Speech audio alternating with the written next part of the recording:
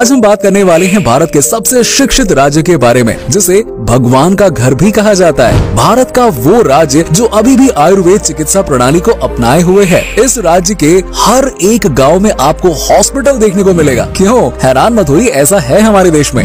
वहीं प्राकृतिक खूबसूरती से परिपूर्ण इस राज्य में होती है मॉनसून की पहली बारिश। दोस्तों, दुनिया का सबसे अमीर मंदिर आपको इसी राज्य में देखने को मिलेगा। और इतना ही नहीं, भारत की सबसे पहली चर्च और मस्जिद कहाँ है, यही तो बनी थी। इस राज्य को भारत का सबसे ईमानदार राज्य भी माना जाता है। और ये भारत का वो राज्य है जहाँ के महिलाएं सबसे ज्यादा सोने के आभूषण पहनती हैं। दोस्तों, चलिए आपको नाम बता ही देते हैं। ये राज्य कोई और नहीं बल्कि है केरल। जी हाँ, चलिए दोस्तों फिर एक साथ चलते हैं खूबसूरत राज्य केरल के बेहतरीन सफर पर। मजा आने वाला है, तो इस वीडियो को एंड तक जरूर देखिएगा। लेकिन हाँ, वीडियो पे आगे बढ़ने से पहले चैनल को सब्सक्राइब करके वो वाला बेल आइकन जरूर दबा दीजिएगा। केरल दक्षिण पश्चिम मालाबार तट पर स्थित भारत का सबसे उन्नत राज्य है। केरल राज्य का गठन 1 नवंबर 1956 को हुआ था और इस राज्य की सीमाएं कर्नाटक, तमिलनाडु और लक्षद्वीप से जुड़ी हुई है। राज्य की जनसंख्या की बात करें तो ये है 3.46 करोड़ के आसपास और जनसंख्या के मामले में केरल भारत का 13वां बड़ा राज्य है। दोस्तों, केरल के मन मोह लेने वाली खूबसूरती के कारण ये राज्य देशी और विदेशी पर्यटकों के बीच में बहुत ही लोकप्रिय है। पश्चिम में अरब सागर, पूर्व में पश्चिम घाट और आपस में जुड़ी 44 नदियों वाले इस राज्य में ऐसी बहुत सारी भौगोलिक गुण हैं, जिसके चलते ये राज्य एशिया का सबसे पसंदीदा पर्यटन स्थल बना हुआ है। ये अपने लेक वाटर, खूबसूरत चाय के बागान, नौका विहार, हाउस बोट और खूबसूरत वादियों के लिए काफी लोकप्रिय है। छुट्टियां बिताने के लिए ये राज्य किसी स्वर्ग से कम नहीं है।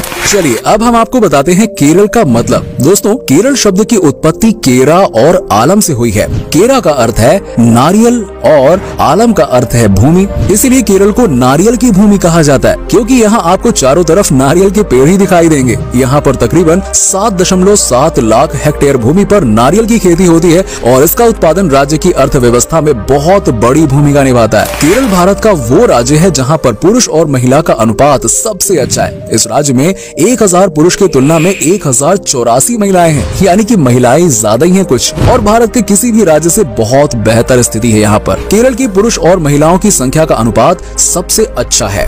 भारत के किसी भी राज्य से बहुत बेहतर है केरल के पुरुष और महिलाओं की संख्या का ये अनुपात। शायद यही कारण है कि केरल में महिलाओं की लिटरेसी रेट पूरे एशिया में सबसे ज्यादा है। इसीलिए केरल के महिलाओं को समाज के सभी स्तरों पर अपना योगदान देने का मौका पुरुषों के बराबर ही मिलता है। दोस्तों, साथ ही साथ मैं आपको ये बताता चलूं कि केरल 1991 में भारत का पहला पूर्ण शिक्षित राज्य बना।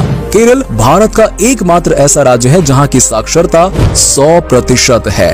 दोस्तों, ये तो हम सभी जानते हैं कि रबर उत्पादन के मामले में भारत पूरे वर्ल्ड में चौथा स्थान रखता है। लेकिन सबसे मजेदार बात तो यह है कि भारत की कुल रबर उत्पादन में केरल की भागीदारी 90% है। इस राज्य की लगभग 5.45 हेक्टेयर जमीन पर रबर के पेड़ उगाए जाते हैं। दोस्तों, बारिश का मौसम किसे पसंद नहीं है। हर किसी को मानसून का इंतजार रहता है, चाहे वो किसान हो या फिर आम लोग। हर किसी को बारिश तो चाहिए ही चाहिए यार। लेकिन क्या आपको पता है कि भारत में सबसे पहली बारिश कहाँ होती है? अगर आपको नहीं पता तो कोई बात नहीं ना, हम आए हैं बता कर जाएंगे। आपको बता दूं कि भारत में मानसून की सबसे पहली बारिश हमेशा केरल में होती है। वैसे आपने न्यूज में सुना हो तो वहाँ बताते ही है कि केरल में बारिश हो गई है और हमारे इधर भी आने वाली है। जो पूरे देश में मौसम के आगमन का संकेत होता है। जून के फर्स्ट वीक के दौरान केरल में बारिश शुरू हो जाती है और यही वो समय होता है जब केरल की हरियाली अपने चरम पर होती है। इस दौरान यहाँ की प्राकृतिक खूबसूरती आए हाय हाय हाय बस देखने लायक बनती है। दोस्तों, भारत में हिंदुओं की संख्या सबसे ज्यादा है, जिसके कारण मंदिर भी ज्यादा है। लेकिन केरल में चर्च और मस्जिद की कोई कमी नहीं है और वो केरल राज्य ही है जहाँ सबसे पहले चर्च और मस्जिद बनाई गई थी। चेरामन जुमा मस्जिद नाम की पहली मस्जिद मालिक दिनार द्वारा 629 ईस्वी में स्थापित की गई थी। अब अगर चर्च की बात करें तो Saint Thomas Syro Malabar church Bharat का पहला चर्च है, जिसे सेंट थॉमस ने 52 ईस्वी में बनाया था।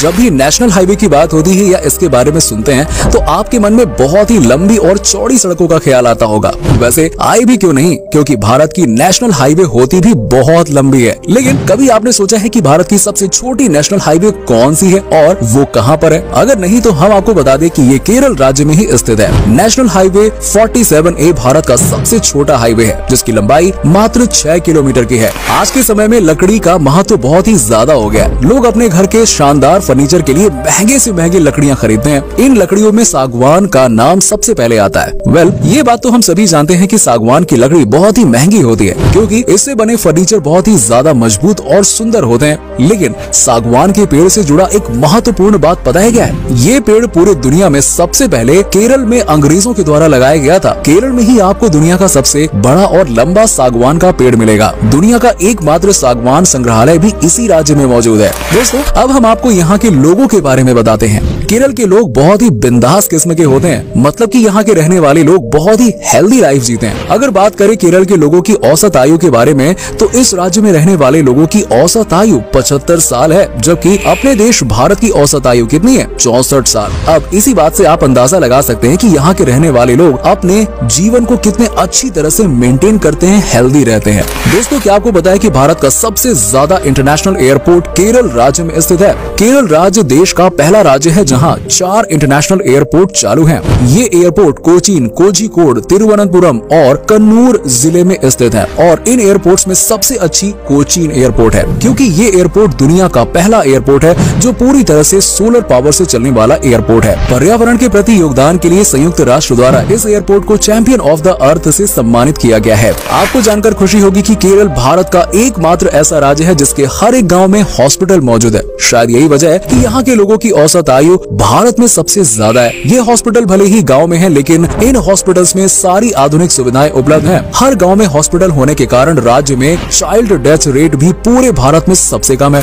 दोस्तों, अगर आपने रामायण पढ़ी या फिर सुनी है तो यकीनन जटायु की स्मृतियां आपके जहन में तो जरूर होंगी, है ना? जी हाँ, वही जटायु जिसने सीता माँ की रक्षा करते हुए रावण के चंगुल से उन्हें बचाने का प्रयास किया था और अपने प्राण त्याग दिए। उन्हीं अपार शक्ति वाले जटायु को आधार बनाकर केरल के कोल्लम जिले में तैयार किया गया जटायु नेचर पार्क 65 एकड़ में फैला हुआ है और इस पार्क में रोमांच और मनोरंजन को बड़ी कलात्मकता और खूबसूरती से समायोजित किया गया, जहां से आप ऊबड़ खाबड़ पहाड़ों के मनोरम दृश्य देख सकते हैं। इसकी सबसे बड़ी खासियत है यहाँ बनी जटायु की प्रतिमा, जो दुनिया का सबसे बड़ा पक्षी मूर्ति है। ये स्कल्पचर कुल 30,000 स्क्वायर फीट में फैला हुआ है। इतने एरिया में 14 टेनिस कोर्ट समा सकते हैं। क्यों चौंक गए ना? एक पहाड़ पर बनी ये प्रतिमा 200 फीट लंबी, 150 फीट चौड़ी और 70 फीट ऊंची है और इसे बनाने में 7 साल का समय लगा। अगर त्योहार की बात करें तो केरल का प्रमुख त्योहार ओणम है। फसल काटने की खुशी में इस त्योहार को पूरे केरल में बहुत ही धूमधाम से मनाया जाता है। पूरे देश में केरल के लोग सबसे ज्यादा धर्मनिष्ठ होते हैं। केरल के विभिन्न समुदाय के लोग एक दूसरे के उत्सव में भरपूर साथ देते हैं। ओणम के मौके पर यहाँ बोट रेस का आयोजन देखने को मिलता है। इसके अलावा यहाँ के लोग नवरात्रि उत्सव, महाशिवरात्रि, क्रिसमस, रमजान, बकरीद जैसे त्योहार को बड़े ही उत्साह के साथ मनाते हैं। वहीं केरल की वेशभूषा की बात की जाए तो ये दक्षिण भारत के अन्य राज्यों से मिलता जुलता है। केरल राज्य की पारंपरिक पोशाक को मंडू कहा जाता है। यहाँ की महिलाएं साड़ी पहनती हैं, जिसे मुंडम नेरियथम के नाम से जाना जाता है। केरल के पुरुष धोती पहनते हैं, जो कमर के नीचे पहना जाता है। साथ ही वो शरीर के ऊपर कंधे पर तौलिया की तरह एक चादर रखते हैं। केरल के खान पान की बात की जाए तो यहाँ धान की खेती बहुत ही अच्छी होती है। इस कारण केरल के लोगों का मुख्य भोजन चावल है और इसके तटीय इलाके में मछली भी प्रिय भोजन है। यहाँ के प्रिय भोजन में नादान, कोझी, वरुथु का नाम आता है।